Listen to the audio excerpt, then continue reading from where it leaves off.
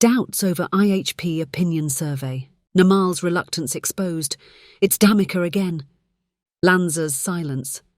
Ranil at Rajapaksa's mercy again. Minutiae needs to answer critics.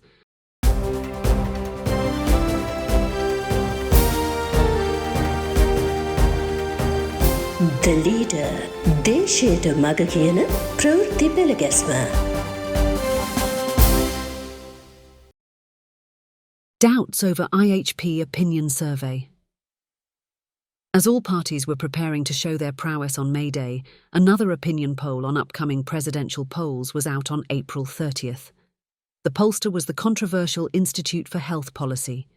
It issued a report a few months ago too, which said National People's Power leader Anura Kumara Dissanayake was ahead of other candidates.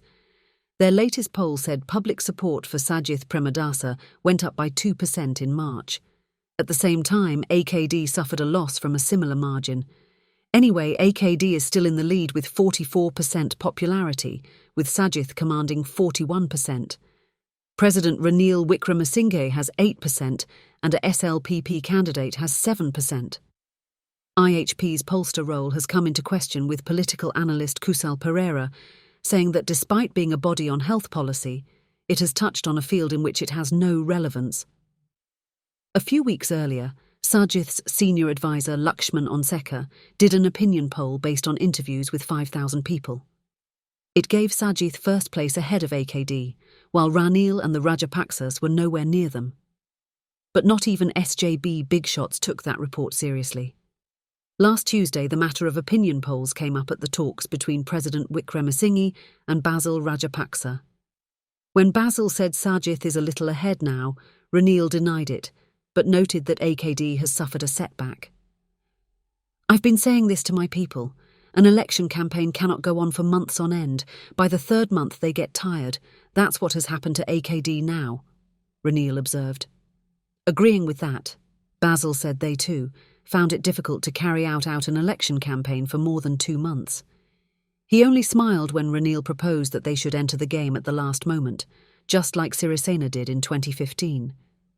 Don't know if that reminded him of the past or if he understood Ranil's game plan. Namal's reluctance exposed. It's Dhammika again. Despite whatever else happens around him, Namal Rajapaksa is firm that the SLPP should have its own candidate, sources close to Namal say. Namal notes that Ranil works against the policies of the SLPP and Mahinda Rajapaksa, and Nayakatheras say the party will be ruined if he wins this time. People still respect Mahinda's vision, and we should appear for it, he went on during a chat with MPs at his Malalasekara Mawatha place. Vociferous lawmaker Thissa Kutiarashchi then suggested that Namal should contest. For a win, more than 50% is needed. Whatever is said, we have more than 30%. The important thing here is a person who can find that 20% shortfall, Namal replied. Now, we want not a SLPP member but someone from the outside who can attract those votes, he said. Then it was suggested to field either Dhammika Pereira or Dilith Jayawira, but Namal said nothing. A meeting on the same matter took place last Sunday too, at Gamini Senarath's Hakmana home. Mahinda, Namal, Mahinda Yapa, Nipuna Ranawira, as well as Dhammika were there. The latter was in Matara for a program under his DP Education initiative. Mahinda patted Dhammika and said he heard about the program's success. Yes, sir. There were thousands of children and parents. They are independent people who do not attend any political party meeting. I have plans to hold more than 20 similar programs island-wide within the next weeks, Dhammika said. Holding a gala event at Nelum Pakuna too was proposed. The talks that started thus went on till well after midnight. It is said Dhammika has agreed with the SLPP's economic policies, including speaking against privatisation. Then one asked if his Haley's PLC will withdraw the application to buy Sri Lankan Airlines. No one commented on that. Dhammika explained that he was facing the most risk, committing himself full-time to politics after withdrawing from his businesses. Everybody was happy with his performance, though, with regard to what he is doing, and even said he has a good chance at the elections. But some social media commenters say the SLPP sang his praises to get him to sponsor for its May Day expenses. But Dhammika has proven himself to be one who cannot be deceived that easily. Meanwhile, the Rajapaksas have decided to act against those who do not heed their word. So, new organisers have already been chosen for Matara, Gampaha and Matale. Worried by that, big shots in those districts have stationed people to spy on the newcomers. Being a family party, they can play any games now. But it will be a sad end for the likes of Namal if they miscalculate their worth. Lanzas silence. Ranil at Rajapaksa's mercy again. The alliance led by Namal Lanza has maintained an eerie silence the past few weeks.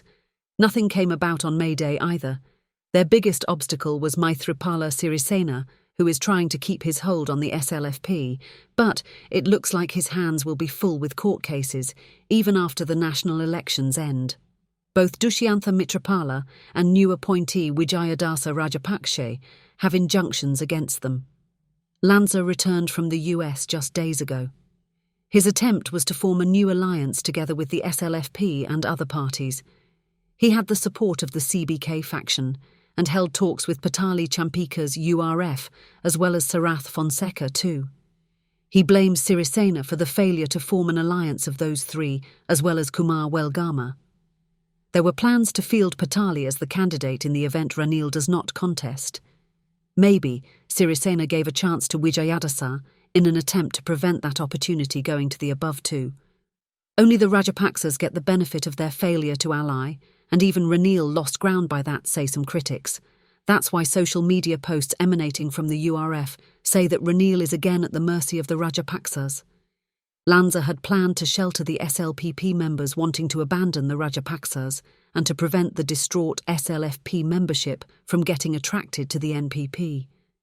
But there are fresh calls for Patali, Anura Yapa and Amarawira to take the lead and make renewed attempts at that alliance. They are adamant that they will not ally with the Rajapaksa for any reason. Failing Ranil, does that mean they will end up with Sajith? We will have to wait until June or July to be certain. Minusha needs to answer critics. A big fraud has come to light at the Committee on Public Finance. The vehicle permit facility of up to 12 million rupees for expatriate workers had been abused and vehicles worth 1,000 million rupees imported. The Labour Ministry refuses to give details. There is pressure to reveal the importers within 2 weeks.